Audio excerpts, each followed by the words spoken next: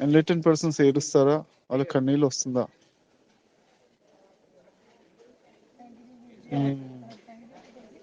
So మనము ఏదైనా heart touching situations కి కనెక్ట్ అయినప్పుడు కళ్ళంపు నీళ్ళు రావడం, ఏడవడం రావడం అనేది సహజమే.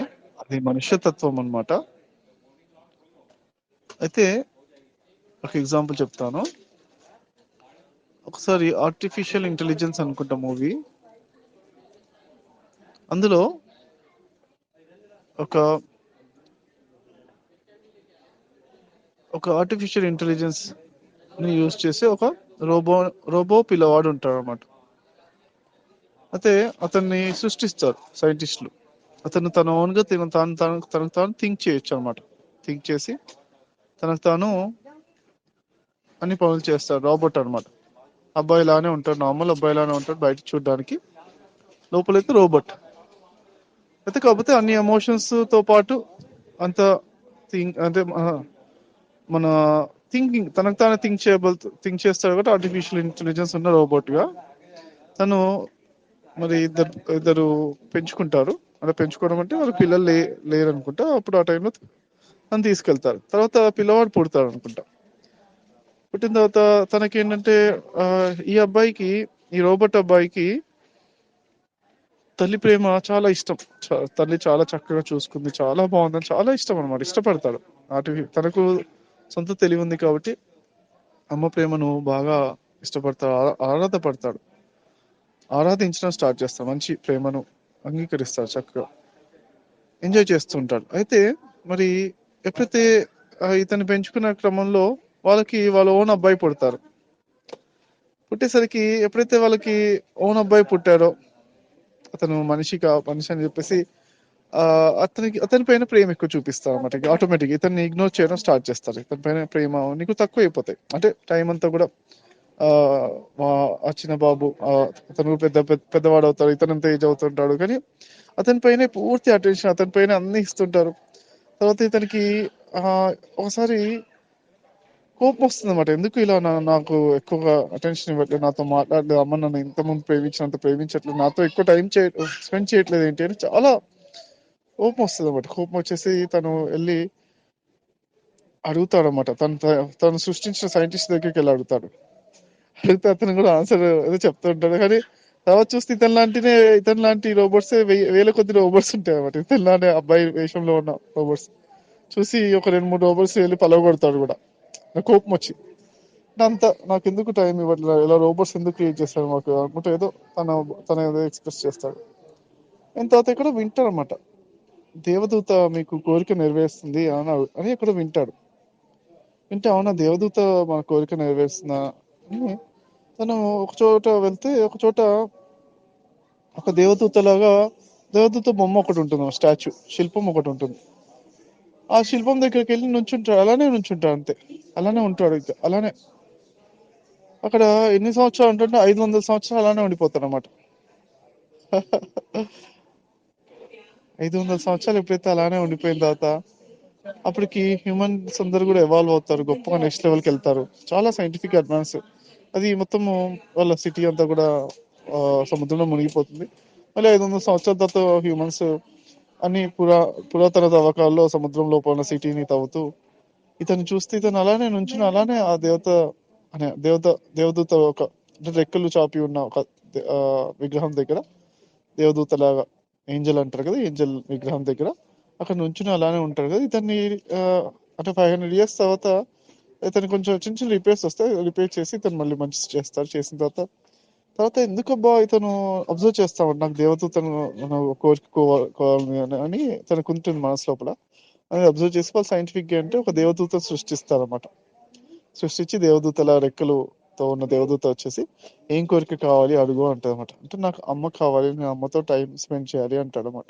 అన్న వెంటనే సరే అనేసి ఇంకా ఇతను వాళ్ళ అమ్మ జుట్టులో ఒక వెంట్రుక ఒకటి అక్కడ అది ఇతను పట్టుకున్న టెడ్డీ బేర్ చేతిలో ఉంటుంది అనమాట. ఎందుకో మొత్తం అయితే ఒక వెంట్రుక అనేది ఉంటుంది. ఆ వెంట్రుక అనేది పట్టుకుని వాళ్ళు క్లోనింగ్ తోటి వాళ్ళ అమ్మను మళ్ళీ సృష్టించేస్తారు అనమాట. సృష్టించేసి ఇతనికి ఇచ్చేస్తారు. ఇతను వాళ్ళ అమ్మ చక్కగా ఇతనితో ఉంటూ టైం స్పెండ్ చేస్తూ చాలా చాలా చక్కగా ఉంటారు అనమాట. అది మూవీ ఎండింగ్. అయితే ఇక్కడ నాకు బాగా హార్ట్ కి టచ్ అయ్యి ఒక కళ్ళమ్మ నీళ్ళు ఎప్పుడు వచ్చాయంటే 500 సంవత్సరాలు అలానే నుంచుని అలానే ఉండిపోయాడేంటి అన్నప్పుడు సమయముకి అలా అంత సమయం అలా ఉండిపోయాడు అనేసరికి నాకు అలా అనిపించింది అనమాట. వావ్ అనిపించింది అక్కడ. ఉదయానికి టచ్ అయ్యి కళ్ళమ్మ నీళ్లు తిరుగుతుంటాయి. కానీ ఇలాంటివి ఎన్నో సార్లు మన ఆధ్యాత్మికత స్టోరీస్ విన్నప్పుడల్లా మనకు ఎన్నో సార్లు కళ్ళమ్మ నీళ్లు తిరుగుతూ ఉంటాయి. అది చాలా మంచిది అనమాట. హృదయపూర్వకంగా ఉన్నట్టు మనం చాలా మంచిది. ఇన్స్పిరేషన్ స్టోరీస్, మోటివేషన్ స్టోరీస్ కానీ లేకపోతే మనము ఎక్కడైనా ఆనంద బాష్పాలు కానీ అది మోటివేషన్ ఉన్నప్పుడు కానీ ఆనంద బాష్పాలు ఉన్నప్పుడు కానీ వస్తాయి అన్నమాట.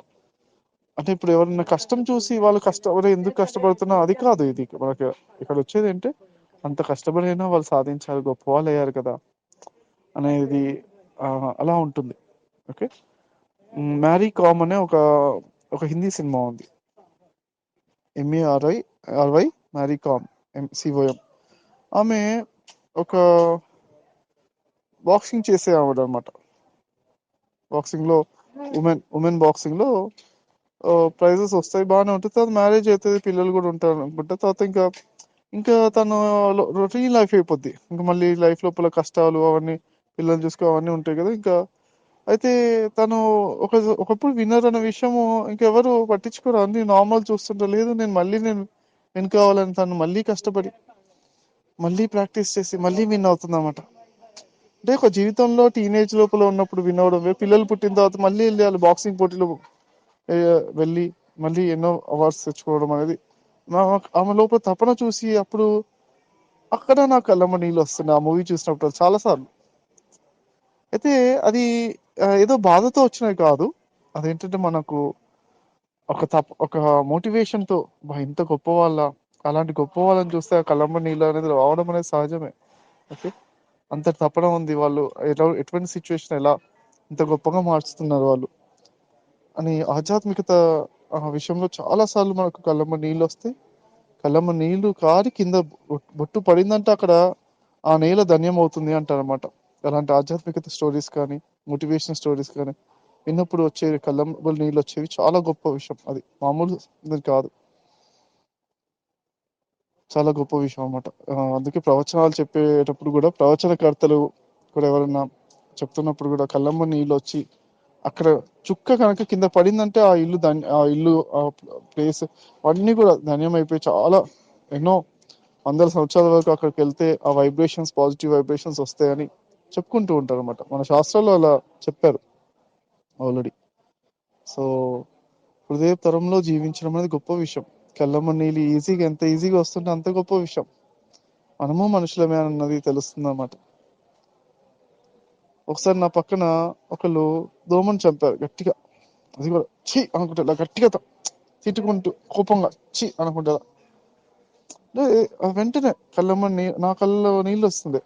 ఎందుకంటే దోమ పైన అంత కోపంతో చంపారు అనేసి. మామూలుగా ఓకే, మామూలుగా తెలుసో తెలియకుండా చంపడమో లేకపోతే తెలుసు అవేర్నెస్ తో ప్రేమతో చంపడం వేరు. అంత కోపంగా చంపడం అనేది దానిపైన రెస్పాండ్ అవుతుంది. నా శరీరం లోపల ఉన్న సెన్సిటివిటీ రెస్పాండ్ అవుతుంది. అట్ ద సేమ్ టైం ఇక్కడ గుర్తుంచుకోవాల్సింది అంటే మన ఆధ్యాత్మికతంగా ఎదుగుతుంటే మనము సెన్సిటివిటీ అంటే సున్నితత్వం పెరుగుతూ ఉంటుంది. అట్ ద సేమ్ టైం అంటే ఒకటి క్లారిటీ గుర్తుంచుకోవాల్సిందంటే మనం ఆనందం తగ్గదు, బ్రహ్మానంద స్థితి తగ్గదు. ఆత్మ లోపల ఆనందం ఉంది, ఆనందం తగ్గట్లే, ఆనందం పెరుగుతుంది. ఈ ఇవన్నీ కూడా ఈ బాధ కూడా మధురంగా అనిపిస్తుంది, తీపి బాధగా అనిపిస్తుంది. బాధ ఉంటుంది, ఎంతో బాధ ఉంటుంది, కళ్ళమ్మ నీళ్ళు రావచ్చు, హృదయం అంతా ద్రవించిపోవచ్చు. కానీ అయినా కానీ దాంతో పాటు మన ఎనర్జీ ఫీల్డ్ లోపల ఫ్లక్చుయేషన్ ఉండదన్నమాట. అంటే మామూలు పర్సన్ బాధపడ్డప్పుడు ఆరా అనేది స్టింక్ అయిపోయి కుంచుకుపోయి వాడు బాధపడతాడు. వాడు శరీరం లోపలికి వెళ్ళిపోతుంది అనమాట. శరీరంలోకి వెళ్ళి కాళ్ళు చేతుల లోపల కూడా ఉండదు ఆరా. ఇంకా తగ్గిపోతుంది, లోపలికి వెళ్ళిపోతుంది, ఇంకా కుంచుకుపోద్ది అయిపోయేసరికి. అందుకే కాళ్ళ నొప్పులు, చేతుల నొప్పులు ఏవో ప్రాబ్లమ్స్ కానీ ఇంకా హెల్త్ ప్రాబ్లమ్స్ కానీ అన్ని హెల్త్ ప్రాబ్లమ్స్ వస్తాయి నార్మల్ పర్సన్ కి. కానీ ఎన్లైటెన్ పర్సన్ కి ఆ బాధపడినప్పుడు కూడా తీపిగా ఉంటుంది అనమాట. మధురైనమైన బాధగా ఉంటుంది. కాబట్టి ఆ బాధ లోపల కూడా ఆయన శక్తి మరింతగా ఎక్స్పాండ్ అవుతుంది అనమాట. బాధలో కూడా మరింత ఎక్స్పాండ్ అవుతుంది, మరింతగా ఆ అద్భుతాన్ని చేకూరుస్తుంది విశ్వమంతరికి. ఉగాది పచ్చడిలో తీయదనం ఉంది, అందులో ఒక వేప పువ్వు వచ్చింది, ఆహా ఇది కూడా మధురమే కదా అని ఎంజాయ్ చేయడం లాంటిది అన్నమాట. అలా అంతకన్నా ఇంకెక్కువ ఎంజాయ్మెంట్ ఉంటుంది. దీని గురించి ఇంకొక ఎగ్జాంపుల్తో చెప్తాను నేను. ఒకరోజు నాన్న వాళ్ళు 5గురు అన్నదమ్ములు. వాళ్ళు 5గురు కూడా 10th అయిపోగానే మా తాతయ్య గారు 10th వరకు చదివిపిస్తారు. 10th అయిపోగానే మీరు పెద్దవాళ్ళు అయిపోయారు, వెళ్ళిపోండా, బయటికి వెళ్ళిపోయి మీరు ఇంట్లో ఉండొద్దు ఇంకా అని పంపించేసేవారు. సిటీకి వెళ్ళిపోయి మీరే ఏదో మీ కాలం మీద మీరు నిలబడాలి అంతే అని చెప్పి పంపించేస్తే, మీరే చదువుకోవాలి, మీరే మీ కాలం మీద ట్యూషన్లు చెప్పుకుని కాలేజీలకు వెళ్తూ, గవర్నమెంట్ కాలేజీల్లో ఎక్కడో చోట ఫ్రీ సీట్స్ వచ్చే కాలేజెస్లో వెళ్తూ ట్యూషన్ చెప్పుకుని ఏదో పని చేస్తూ వాళ్ళు చదువుకున్నారు. గొప్పవాళ్ళు, 5గురు గొప్పవాళ్ళు అయ్యారు. అయితే వాళ్ళు మరి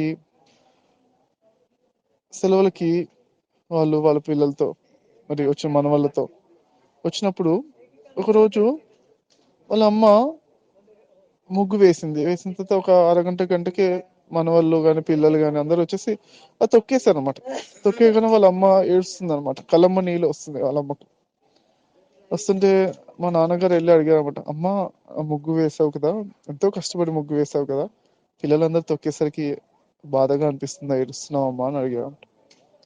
అడిగితే వాళ్ళ అమ్మ అందనమాట, నాన్న సంవత్సరం పొడుగునా వేస్తూ ఉంటాను ముగ్గు, అయితే సంవత్సరం పొడుగునా తొక్కే వాళ్ళు ఎవరు లేరు. సంక్రాంతి పండగకి అప్పుడప్పుడు మీరు పిల్లలు మన వాళ్ళందరూ వస్తారు కదా, అలా తొక్కినప్పుడు మధురంగా అనిపిస్తుంది. నా ముగ్గు కూడా తొక్కే ఒకటే ఒక సందడి ఉంది, ఒక పండగ ఉంది అని అర్థం అనమాట. సో ముగ్గు ఎప్పుడైనా చెదిరిపోయినా ఎవరైనా తొక్కేసి కానీ నాకు అద్భుతంగానే అనిపిస్తుంది, ఇది బాధతో కాదు, ఒక ఆనంద బాష్పాలు అన్నట్టుగా తను చెప్తున్నా. అలా ఫ్రెండ్స్, సో ఒక ఆనంద తత్వమే ఉంటుంది. ఎలా అయితే ముగ్గు చెదిరిపోయినప్పుడు అరే నేను అంతసేపు చేసిన ముగ్గు అలా వెంటనే 10 నిమిషాలుగా 5 నిమిషాలుగా అలా తొక్కేస్తున్నారేంటి అన్న దాని లోపల, మామూలు రోజు తొక్కేస్తుంటే బాధ ఉండొచ్చేమో, కానీ సంవత్సరానికి ఒక రోజే తొక్కినప్పుడు ఆనందం ఎలా అయితే ఉంటుందో, సంవత్సరానికి 2 సంవత్సరాలకు పండగకి అందరూ వచ్చి తొక్కుతున్నప్పుడు ఎలా అయితే ఆనందం ఉంటుందో, ఎన్లైటెడ్ పర్సన్ యొక్క ప్రజెన్స్ ఏంటంటే విశ్వం అంతటా ఉంటుంది.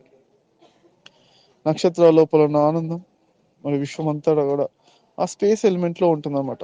ఆకాశం అంతా ఆనందం ఉంటుంది ఆకాశంలో, మరి దాని లోపల నక్షత్రాలు గ్రహాలు ఎలా అయితే ఉన్నాయో మరి ఆ విధంగానే ఎంతో ఆనందంలో ఈ భూమి అనేది ఒక చిన్న భాగంగా అనిపిస్తుంది అన్నమాట. ఈ భూమి మీద ఉన్న అల్లరి, ఈ బాధలు ఇవన్నీ కూడా చిన్నవిగా అనిపిస్తాయి. ఎందుకంటే అనంతమైన బ్రహ్మానందం అంటే ఆకాశంతో పోల్చగలిగే ఆనందం అన్నమాట. సో ఆ విధంగా ఉంటుంది కాబట్టి చాలా ఎంజాయ్ చేస్తూ ఉంటారు అందరూ కూడా. ఎన్లైటెన్ పర్సన్స్ అనేవాళ్ళు భూమి మీద ఉన్న అన్ని విషయాల్ని అద్భుతంగా ఎంజాయ్ చేస్తారు, అద్భుతంగా ఎంజాయ్ చేస్తారు. నేను అమెరికాకి వెళ్ళాక ఫస్ట్ ఒక 2 years ఆ ప్రాజెక్ట్స్లో తెలుగు వాళ్ళు ఎవరు లేరు. ఒకతను కొంచెం వేరే ప్రాజెక్ట్లో ఉండేవాడు. మా కంపెనీలో ఒకటే ఒక తెలుగువాడు ఉండేవాడు, నేను కాకుండా. అతను కూడా నేను వెళ్ళి తెలుగులో మాట్లాడు, ఇంగ్లీష్లో మాట్లాడేవాడు. ఎప్పుడైనా అలా వీకెండ్స్లో బయటకు వెళ్ళినప్పుడు, సినిమా థియేటర్కి వెళ్ళినప్పుడు, తెలుగు సినిమా ఉండేటప్పుడు అక్కడ ఎవరైనా వేరే వాళ్ళు తెలుగులో మాట్లాడుకుంటూ వింటే ఎంత కమ్మదనంగా మధురంగా అనిపిస్తుందో. అది ఏం మాట్లాడినా కానీ, ఏం గొడవ మధురంగా అనిపిస్తుంది అనమాట. అట్లనే ఉంటుంది అనమాట. అంటే వినక వినక తెలుగు వింటే కూడా అంత కమ్మదనంగా అనిపిస్తుంది. తెలుగువాడు ఒకరు కనిపిస్తే హ్యాపీగా అనిపిస్తుంది. అదే ఇక్కడ తెలుగు వాళ్ళతో ఉంటే ఇక్కడ గొడవలు, మళ్ళీ ఇండియాలో మన ఆంధ్రప్రదేశ్లో ఉన్న వాళ్ళు అంటే గొడవలు పెట్టుకుంటుండొచ్చు. కానీ అలా ఎన్లైటెన్ పర్సన్ కంటే ఒక మధురంగా అనిపిస్తుంది అనమాట. అదే దీన్ని విశ్వతత్వంలో జీవించడము లో ఉన్న ఎవరైతే జీవిస్తారో అప్పుడు భూమి మీద అంతా కూడా ఉన్నది చాలా చిన్న అల్లరి, చాలా చిన్న మాయ, చాలా చిన్నగా బాధ అంతే. విశ్వమైన బ్రహ్మానంద స్థితిలో నేను ఎంజాయ్ చేయడం అనేది అద్భుతమైన విషయం friends. Wish all the best. అందరం కూడా సదా బ్రహ్మజ్ఞాన స్థితిలో జీవిస్తూ విశ్వం అంతటా ఉన్న ఆనందాన్ని మరి ఎప్పుడు సదా ఫీల్ అవుతూ ఈ భూమిని అద్భుతంగా తీసుకోవాలి. అదే మరి నిజమైన జన్మరాహిత్య స్థితి. ఒకళ్ళు అడిగారు, జన్మరాహిత్య స్థితి ఎలా వస్తుందంటే, ఏ కోరికలు లేనప్పుడు ఉన్న ప్రస్తుతాన్ని వర్తమాన క్షణాన్ని చక్కగా ఆనందంగా జీవించేటప్పుడు అలానే ఎప్పుడైతే నేర్చుకున్నామో అప్పుడు జన్మరాహిత్య స్థితి వస్తుంది అంతే. అయితే మరి ఏ కోరిక ఉండొద్దు అంటే జన్మరాహిత్య స్థితి కూడా కావాలి అన్న కోరిక కూడా ఉండొద్దు అనమాట. అంటే ఇప్పుడు ఉన్న స్థితిలో ఆనందంగా ఉన్నాను, ఇలా ఎన్ని జన్మలు వచ్చినా పర్వాలేదు, రాకున్నా పర్వాలేదు అన్నంత ఆనందంగా ఉంటే అప్పుడు అంతే, అదే జన్మరాహిత్య స్థితి వచ్చేస్తుంది అనమాట. అలా friends, wish all the best.